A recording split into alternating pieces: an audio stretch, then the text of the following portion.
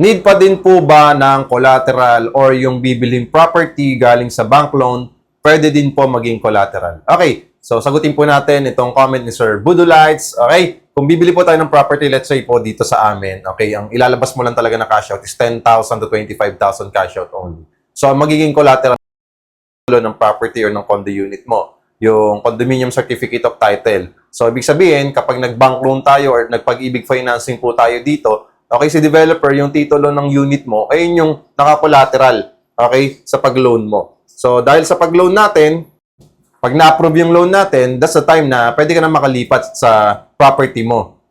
At kapag natapos mo nang mabayaran yung property mo, doon mo na makukuha yung titulo mo na original copy. It's either sa pag-ibig financing ba yan or sa bank financing.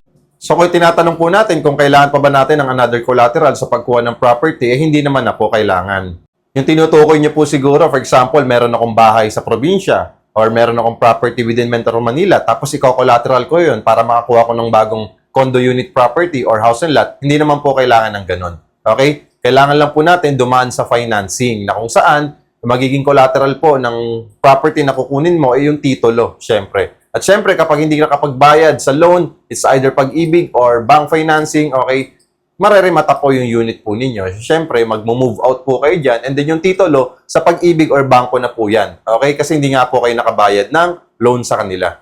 So, kung naghahanap naman kayo ng affordable property for only 10,000 to 25,000 cash out only, walang spot down payment na babayaran, lifetime ownership at pwedeng malipatan agad, pwedeng paupahan, pwedeng tirahan, pwedeng Airbnb staycation, business, kung ano man ang trip nyo, pwede dito.